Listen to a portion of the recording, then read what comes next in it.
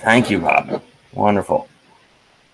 So to get started, let's practice using the written word. Please, everyone, just write down where on the planet you are connecting from right now, and a few words to describe how you want us to know who you are in the context of what role you have coming to this event.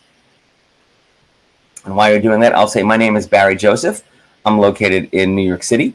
Almost 4 years ago, I started my consulting business. I describe my work as working with people to innovate solutions, digital solutions for learning.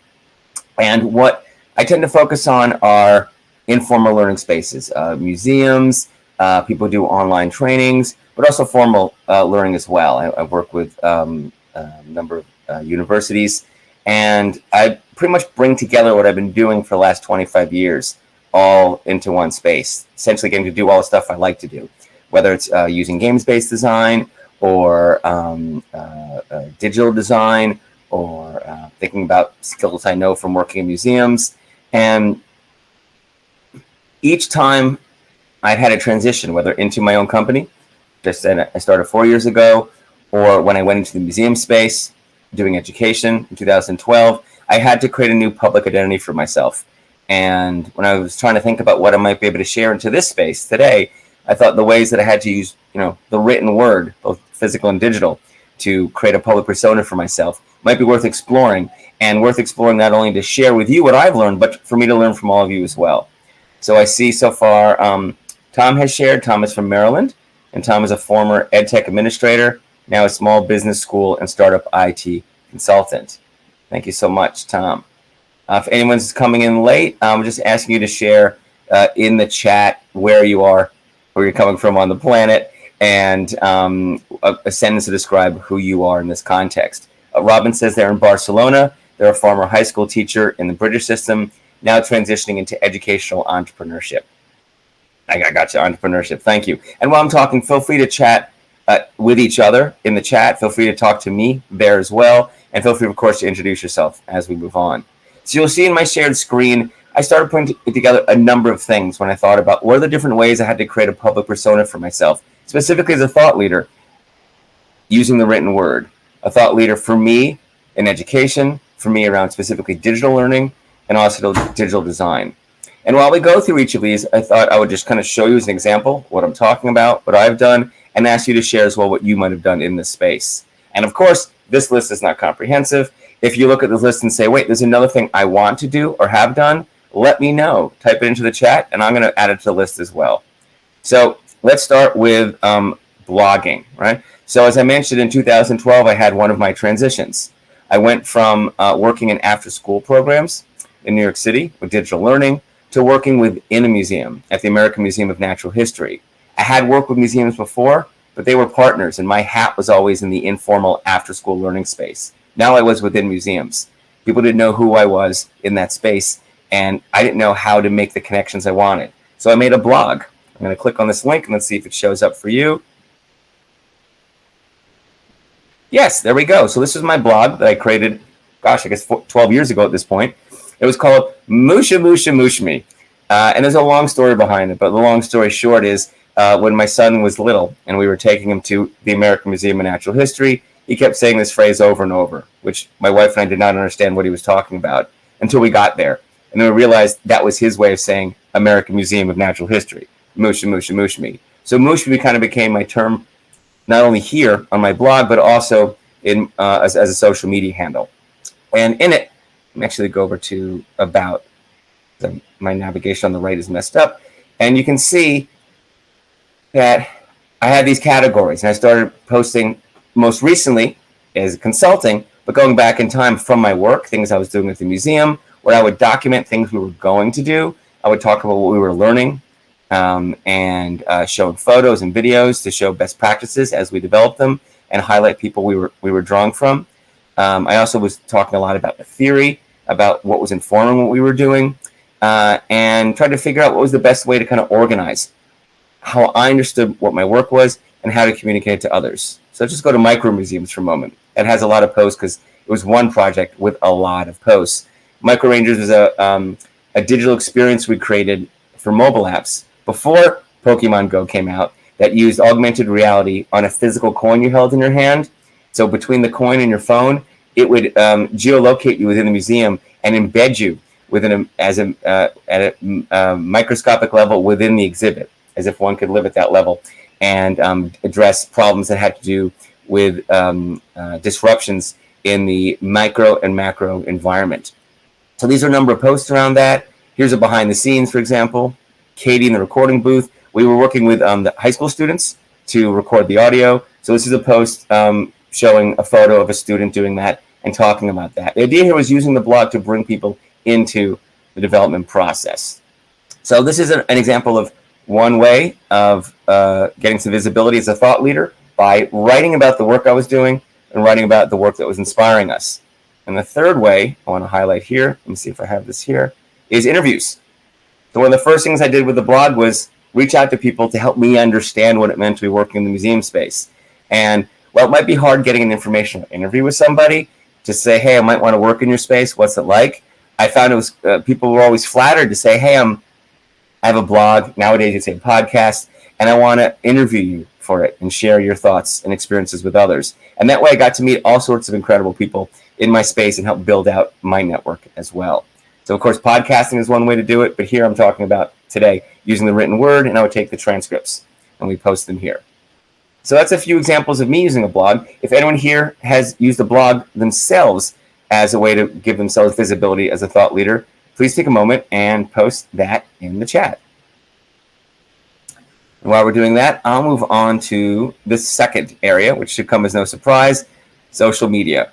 Right? Now, I include here Twitter, which I'm still calling Twitter, although I don't use it very often, and Instagram, which also uses photos. I also list here TikTok and YouTube, which of course is more video heavy, but I'll just talk about Twitter.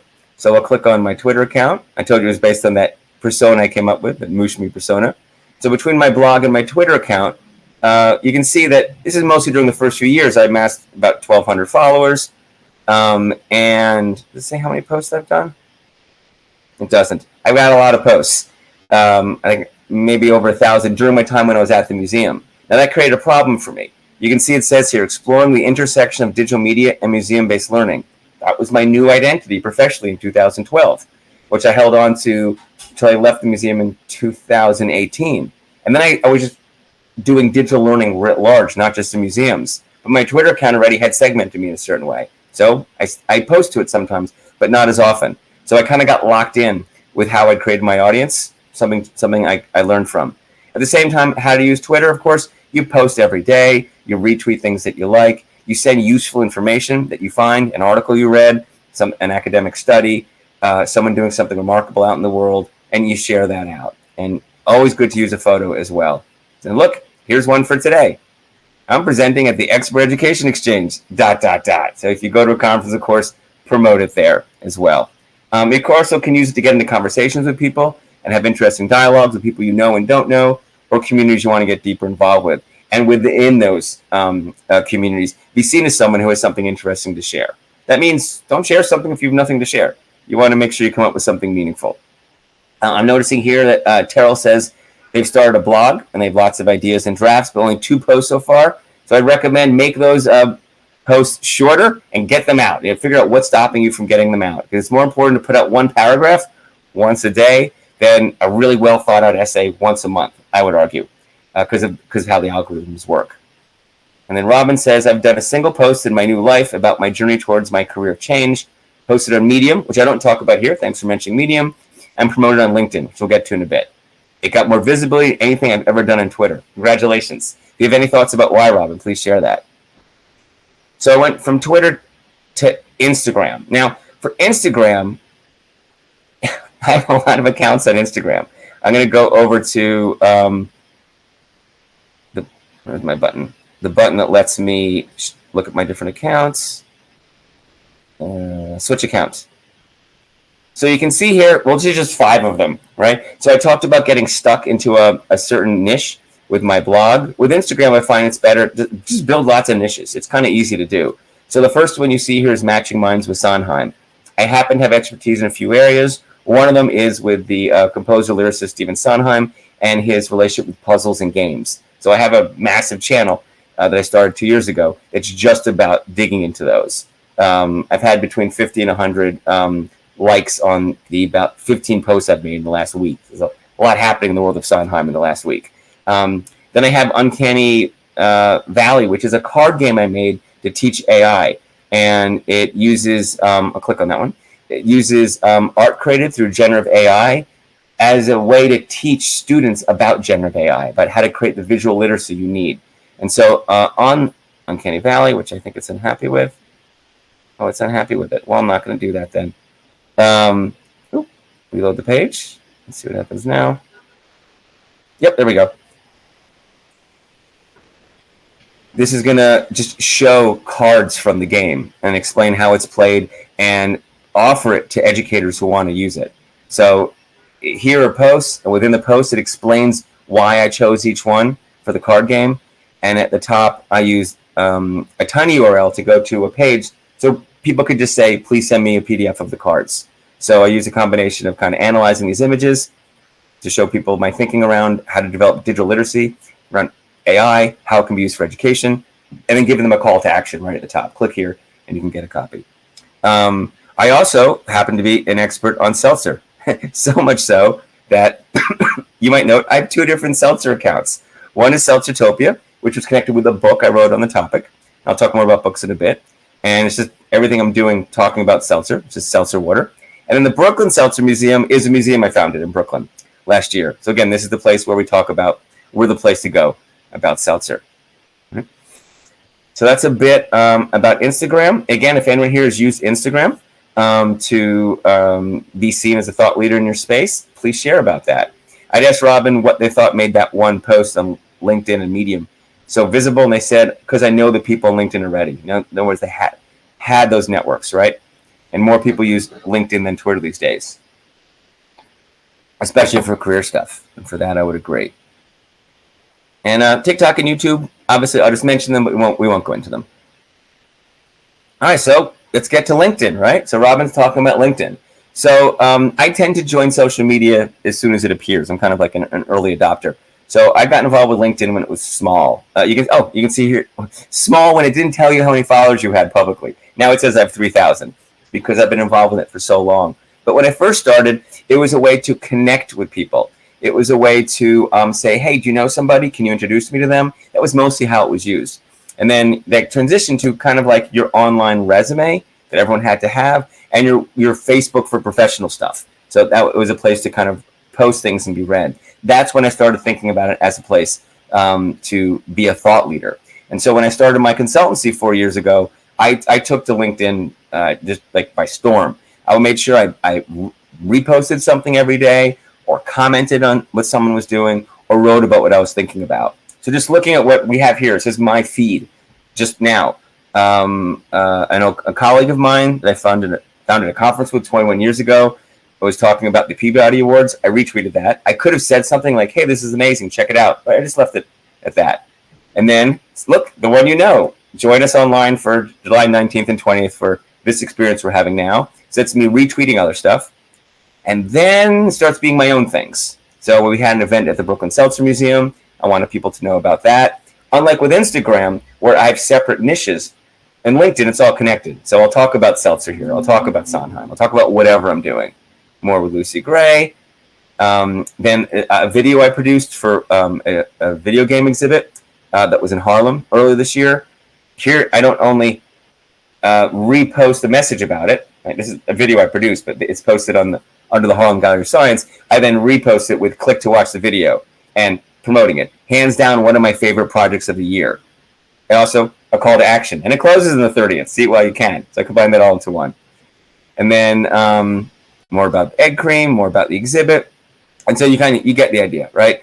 There's nothing I think I could have done better when I first started my consultancy than just being visible here.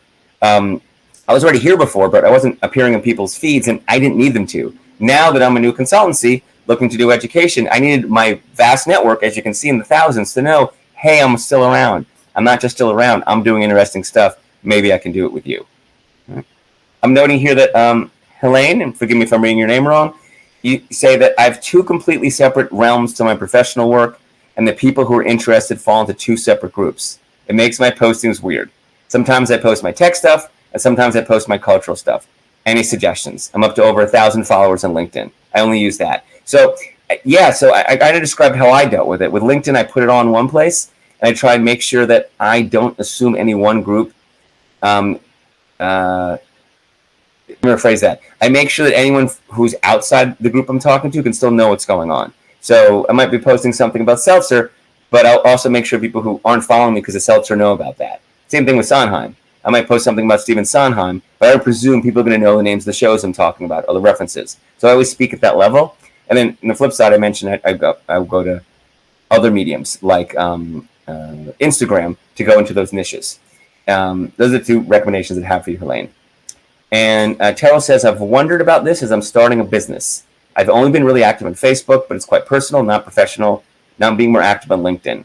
I don't know if I should be drawing people to follow my own profile or my business page. So when I started on Facebook and then went into the museum world, I made a separate Facebook account. I tried to manage those two, one professional, one personal. I found that very difficult. Eventually, I just kept it personal. And then for professional stuff, I started looking at other mediums. With LinkedIn, I think it's harder to have more than one account. I technically do have two now. If I click to the top, you'll see that I have my Barry Joseph one at the top, and also one for the Brooklyn Seltzer Museum, in part because, which I just created last week, actually, in part because someone else needs to co-own it with me. So I'm not sure the right way to go. I think that people are doing less professional stuff on Facebook these days, and yet I also made a, Matching Minds with Sondheim Facebook page. I made a Seltzertopia one on Facebook. So it's just different audiences. I see more activity on Instagram, but then again, maybe in a few years, that's all going to go over to TikTok. So it's a question of how much energy we want to invest in one space. So that's LinkedIn. So again, gaining visibility as a thought leader through the written word, another area of the written word publications.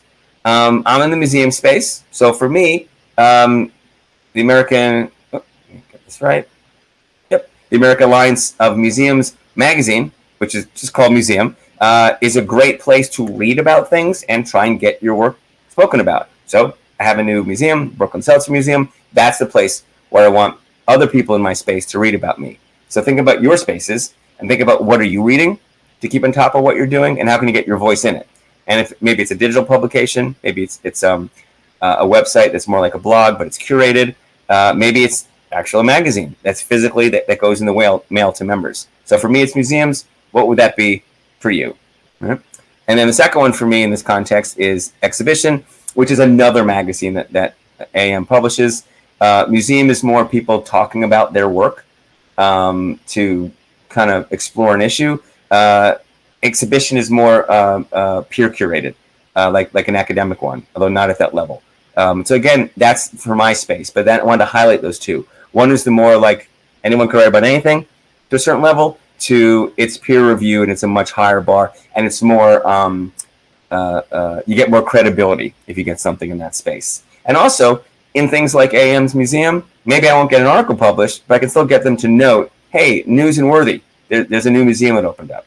So again, even if you're not ready to write something for something that's in your professional sphere, it might just be, oh, they're listing who got new jobs or who has new projects. You can get mentioned in those as well. The next area I'll go to, and you'll see these are getting harder and harder as we move through them, is books. You can write a book. Books are a great way to use the written word to get visibility. This, for example, is my book, which came out last year. It's called Making Dinosaurs Dance, a toolkit for digital design in museums. Now, when I left the museum, which I didn't tell you about, I started there in 2012 at the American Museum of Natural History. I left in 2018 to go work for the Girl Scouts of the USA, the national office right here in New York City. Not a museum. I was not in the museum space at all for a number of years. And I still had the connections I had before, but I had no reason to promote anything. Then when I left the Girl Scouts in the fall of 2020, started my own company, I wanted to use everything I was doing at the Girl Scouts around digital design and experience design, but I also wanted to apply that back into the museum space. So I started thinking about what could I do? And this was during the pandemic when museums, maybe a third of them were closed around the country. I also went back to my blog and I saw all of my posts. I think I had 350 posts about projects and interviews. And I thought, well, could this be a source of learning for others that I could put together in a book? The interviews would talk about projects that were going on around the world. The blog posts that I would be adapting would talk about the projects themselves.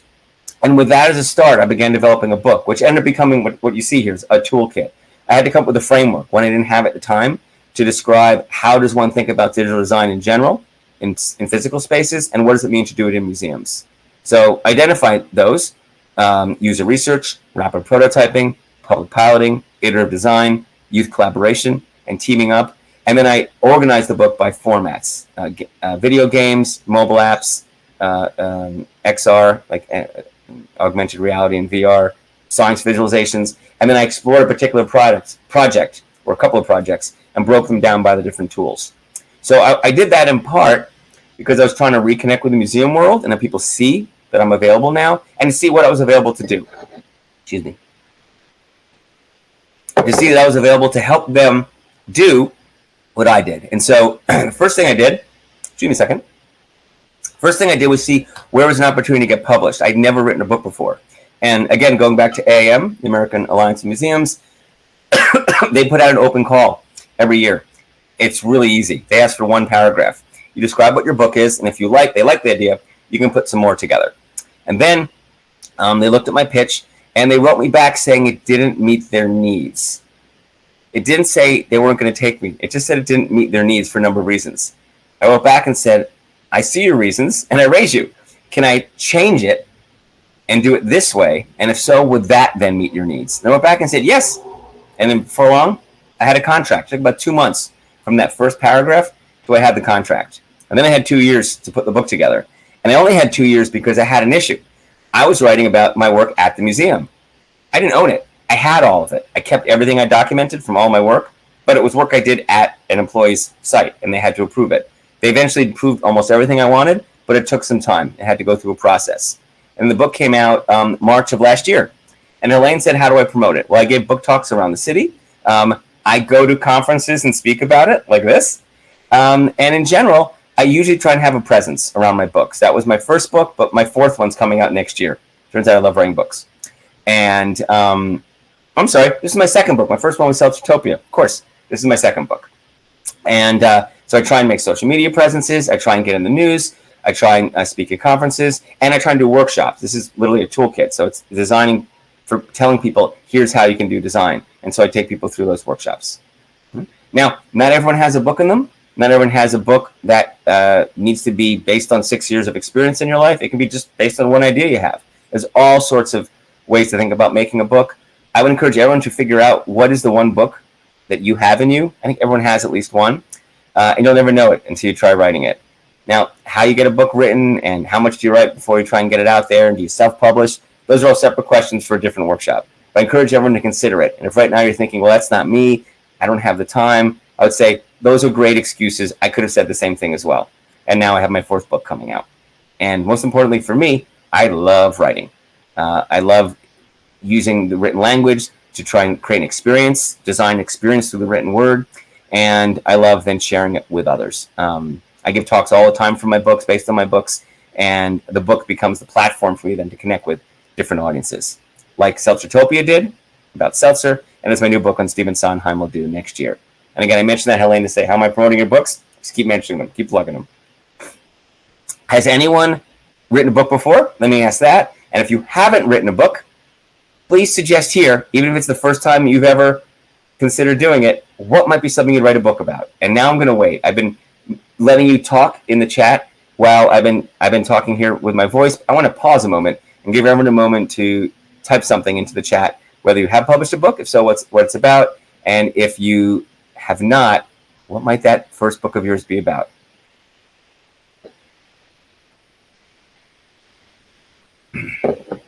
Helene, of your three, can you please mention what one of them is about?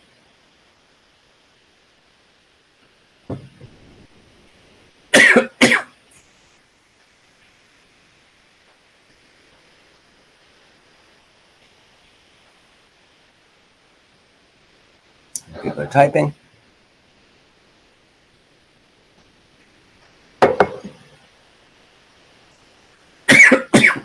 Helene says, students with limited or interrupted formal education, newcomer immigrants. Thank you.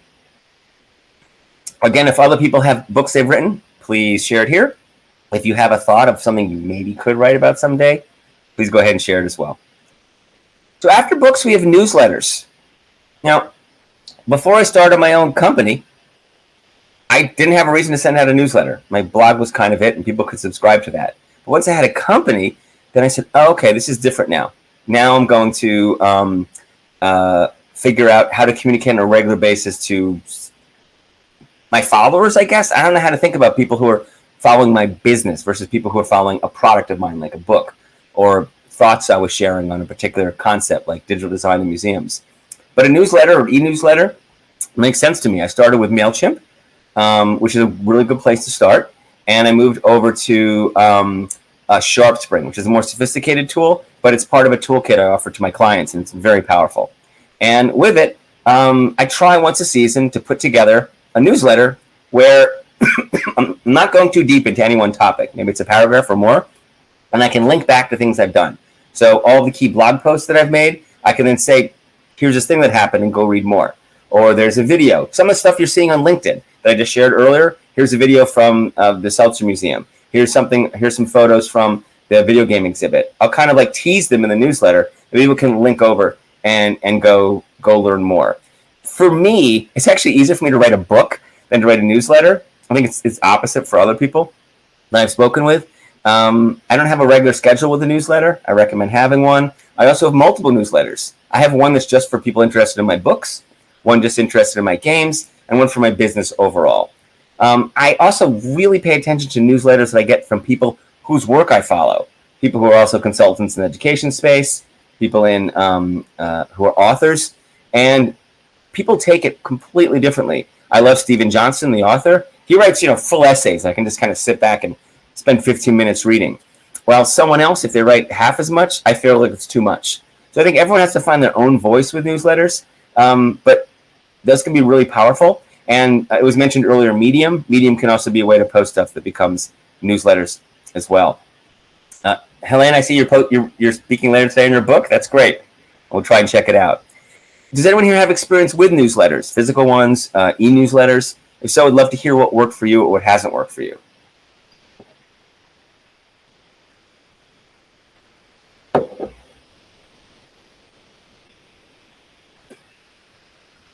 Robin says only school ones. So what does that mean, Robin? Making something physical that you send home with your kids? What does that mean?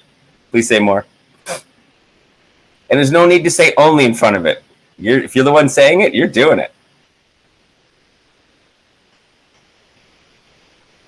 Thinking about layout, thinking about titles, thinking about how to architect the information on the page, how deep to go, how shallow, how to organize them, how to group them together. That's all really important. Robin says it's a digital newsletter, contributed to them, but didn't curate them. Great. So contributing to them, that's a great start. Robin says, didn't do any of the stuff I talked about. Oh, and those are things you might, if you have a chance to do, I would recommend exploring it. If it's about building an audience, a direct relationship with an audience. Helene says they developed a newsletter for the Flip Learning Network. We called it Flip Learning Today. They edited it for 2 years and handed it off to others. Congratulations. You started something and you passed it over successfully. That's great. And Terrell says, I'm about to start one. I have 2 people on my new email list. Great. Well, Terrell, give us tell us here how to sign up. You might get some more people today. Does anyone here have any advice for Terrell, just starting off making a newsletter?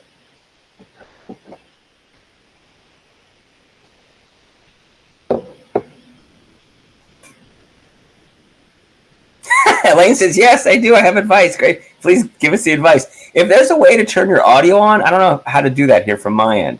I'd invite you to. Otherwise, type away and I'm happy to share it.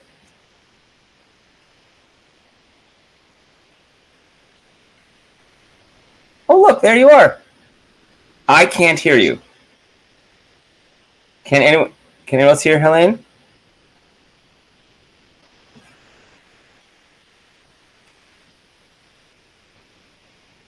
Testing, testing. No, we can't hear you. Okay, so not just me. Let's see if she can figure it out. Is there anyone else who has advice for Harold?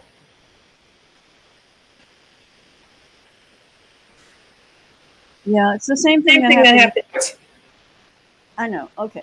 Anyway, sorry what I look like. I'm gonna look better later when I present. Um, I haven't done myself yet. No judgment, Helene. Let's hear the advice. Women have that problem. Okay. Anyway, Barry doesn't have to worry. Barry's Barry. Okay. Um, no, newsletter. One of the things I did that really would help you is I have little sections each time, like person of the month or newest tool to try for flipping or or a whole section on upcoming events. So people look forward to the next issue because they know it's going to have those sections. That's my main piece of advice. Great advice. Great advice. Thank you. So that makes me think about stuff I can share about one of my clients I work with to help them be a thought leader. They have a newsletter. And so we did just that. We came up with sections, not only because it told people what to wait for, it helped us because we knew what to prepare for. So we wanted to have comments from educators who like this free online tool every month. We don't figure it out every month. In the beginning of the year, we had a survey and we said, everyone, tell us what you love about this tool. And in fact, we have a survey that goes out that just asks that question. Whenever anyone uses the tool, it asks it. It doesn't say it's the newsletter. It just says, we'd love to share something to promote this product. If you have something that you'd like to say, share it. And then we could go in and pull from that pool. So we knew at the beginning of the year all the quotes we were going to use for that section for the entire year. And then we had stuff that was time-based, like what's the featured highlight of the month. And that we would say, okay, this month, what's the thing we want to promote? We want people to do this activity, or we got this coverage of the news. So through a combination of things that we could kind of front load at the beginning of the year and things that we can do to keep it timely, it made it really fresh, but it lowered the work we had to do every single time. And Robin says, excellent advice, not to me, to Helene. People love a format. Yep. It's not just that we're creatures of habit, Robin. It also scaffolds for people. Because anytime you come upon anything that's written, you as a reader have to figure out, how do I connect with this? How am I supposed to relate to it? What am I supposed to do? How do I get through it? And how do I lower the bandwidth required for me to consume it? So once something is in a certain order, then I can just jump to this section. But the first time you have to read it, it takes a lot of effort to figure out those sections. So if you change it every time, you have to start over every time. This is all part of basic, for me, good game design. It's all about teaching people how to play the game and then finding that sweet spot where it's a little bit challenging but not too easy, and then making slight modifications to keep moving them and developing their expertise as they move through it, so you can hit them deeper and deeper. If there's anything else in newsletters, jump on in. Otherwise, we're getting towards the end of my list. You can see at the bottom of the list, it says news. And when I say news, you can write for the news. Now, I mentioned periodicals, or I mentioned the magazines, but there might be opportunities to write in the general world about what you do. Sending a letter or an opinion piece to an important visible publication about what you do, and being a thought leader in that space. It can be about getting written about in those places. So this is not about you writing, but having someone write about you, which is just a general mission of make connections with publications, get them to know about what you're doing or what your clients are doing, what your products are about, and understand when the right time is to pull those threads, as it were, and have them talk to you. So when my video game exhibit opened in the beginning of February, we got a piece in the Harlem, it's a Harlem-based exhibit. We got it in a Harlem-based newspaper. We had a television piece on New York One, which is New York State's kind of local news channel. And then in March, when we had a big event at this Brooklyn Seltzer Museum, we contacted all the local Brooklyn papers. And we got some wonderful print coverage there, as well as Time Out New York and The Forward. And it was all just about working the system and contacting them and trying to get a good press release together with some images and making sure I did it in a timely way, making it easy for them to contact us to answer questions. And then we got press. And in all those contexts, now we became known as someone who was doing something in that space. Helene says, next week I'm being interviewed for a podcast, right? That's a great way to be heard as a thought leader. I mentioned podcasts before. I didn't focus on them here because I'm trying to focus on the written word, but we don't have to if that's not what we need to do. But podcasts are a great way to be out in the press and social media at the same time. Podcasts are great because, like, a radio show might get more listeners right away, but then it disappears. but a podcast just sits there. We did for the Seltzer Museum, we did the third podcast for a podcaster who just started. And I'm not worried that no one might be listening to her much because she just started. She's got a great track record on TikTok and Instagram. So I feel confident she'll build up a podcast following. And when people discover her, whether it's this month or a year from now, they'll go back and listen to previous episodes and it'll pay off again. I started working in web design in 1995. And one of the clients we had was magazine publishers. And they would take a magazine like Premier Magazine or Car and Driver, and we would digitize 3 of the articles and put them up. And the idea was at the end of the month when the next magazine would come out, we were supposed to take it down. So it was seen as old news. No one wants to read old news. But of course, we know that's not how things work these days. In fact, the articles that we didn't take down would get more visibility than the new ones because they would build following online and people would link to them and they would move up in the algorithms on search engines. And so we learned that like building those digital tails can really, really pay off. And so of course, podcasts and other social media are great ways to do that. And then the last thing is public speaking that I listed. Now, public speaking, not the written word, but you can write about what you said. You can take the transcript of what you said and post it in a blog. You can take your slides, which I haven't done today on purpose, and you can put those online somewhere for people to see. So it's a different way of thinking about the written word, but it's ways of taking what you're doing and putting it out into the world and documenting it, making sure that there's ways for people to see it that can live on beyond what you have done. So with that, we're 40 minutes in, and so we have some more time, but I've gotten to the end of my list. Please share in the chat, or unmute yourself if you like, and say if there are any categories missing here that are ways you've used the written word to gain visibility as a thought leader or would like more information about, and maybe I or someone else here can reflect on. Thanks, Elaine. Great session, on point. I'm going to read your words, which you wrote, and it shows that you're a thought leader for being able to appreciate people. Thank you.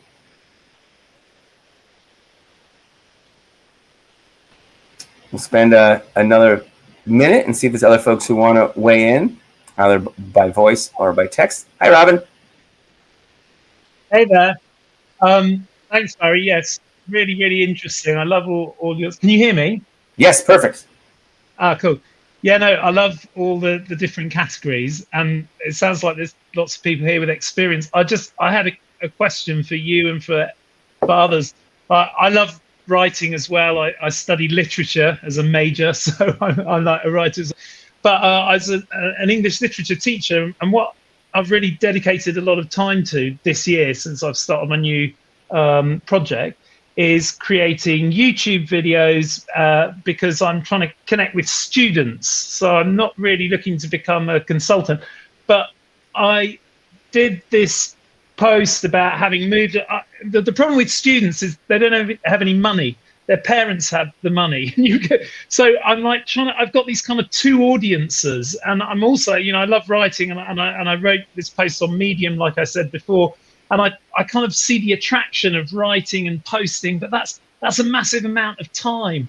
And I was listening to the speech, the asynchronous speech from Kim Cofino, who was like, look, you can't please everyone. You got to decide what you're going to focus on and like really be kind of like sharp and razor sharp about that. So I'm kind of like making all these videos to sort of push to kids. And then I love what you're talking about, but I can see, the amount of time you must put into like posts every day or very, very frequently on all these different platforms. That's a huge time commitment as well. And I'm I'm at this early stage, and I'm not sure whether to start committing to that or to continue with the students, because I've really got these two different audiences, the kids and the parents and the adults. And I'm just kind of like quite confused really about how to like get both audiences and have enough time to do everything I want to do and still kind of be focused. I'm sorry, I don't know if that makes sense. Robin, very well framed. And Tara, you might see in the chat, said they have a similar problem. My ultimate audience wrote will be educators. My first project is an online student course. So I've realized that teachers, parents, and students are all my clients at once. Right? Yeah, right. So what do we do about that? Maybe you or Helen. Yeah.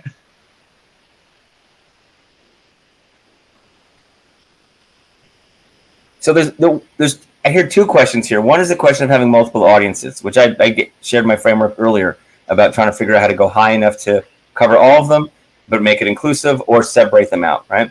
But the thought I wanted to share now, which was new, was just thinking about the work involved, which you also mentioned. And for me, machine learning tools and generative AI can be really, really powerful. So, for example, when I did the podcast recently, which was about, let's say it was an hour long, maybe, when it was broadcast, I posted a transcript on our blog. How? I uploaded the file to otter.ai, and within a minute, I had a 95% accurate transcription of the entire thing. I was able to go back and just clean it up, and now I had all his content. I would never have transcribed it before. It was too long. But now using the tool, I was able to have something that I could share, which maybe people are going to read, maybe they're not. But with SEO, search engine optimization, the terms that are in that will be picked up and bring people over to the site who are doing searches. So that's great. And then, of course, there's always like a chat GPT to help generate something. Maybe you wrote something, but it wasn't for your audience, and you can say, good, rewrite this now for students. Or you wrote for students, now rewrite this for educators. Or I wrote this longer thing for in some other context. Please adapt it, write it for 3 paragraphs as a summary. Yeah, right? yeah. Yeah, sorry, go on. No, yeah. So it's just, there's so many things you can do with the chat GPTs. It can be, I'm doing my newsletter, give me some ideas for what I might write about. And they're not all good, but that's not the point. The point is to just get some ideas out there so you have your own ideas, right? And that can be super stimulating. So ChatGPT, generative AI, machine learning can be a real time saver, help you produce content you couldn't have otherwise produced, produce it faster, or produce it for multiple audiences, which you otherwise might not do. Here's a whole newsletter for students. Now we write this for educators. You read it once. You can also send it out now. And do you find you've got mainly adults reading your stuff, or do you get kids reading your stuff as well? My audience isn't kids. So they're adults, but they're adults who care about different things. People who care about Stephen Sondheim are very different than people who care about digital learning, who have an overlap with people who care about museums, which have an overlap with people who care about games-based learning, which tend to be very different from people who care about Stephen Sondheim. Yeah. The Sondheim is a kind of wild card. That's really interesting. Thank you. Yeah. Thank you, Robin. Thanks for coming to the camera so we could see you and hear your voice. No, absolutely. No, really enjoying it. Thank you. Would anyone else like to step up to the platform, ask a question or share a thought? Okay, about 30 seconds.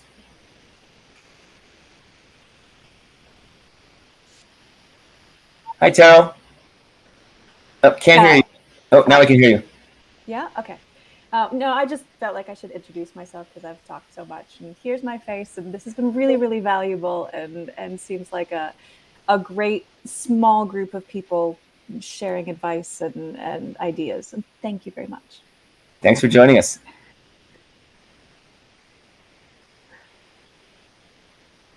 Anyone else can feel free just to come up and say hi and goodbye if you like.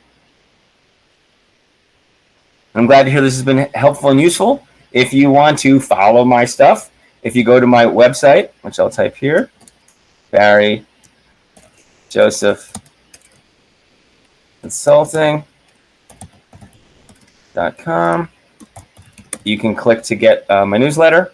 You got my newsletter. There's also links from there to some of my social media properties or on LinkedIn. And Helene, of course I did. My favorite Sondheim show, Did I See Merrily, which is being filmed right now, potentially for a theater release. Very exciting. All right. Well, thank you all so much for joining me today. It was a real pleasure. I enjoyed meeting you, and I hope if you'd like, please stay in contact. I hope to see you more throughout the Education Expert Exchange today. Bye, everybody.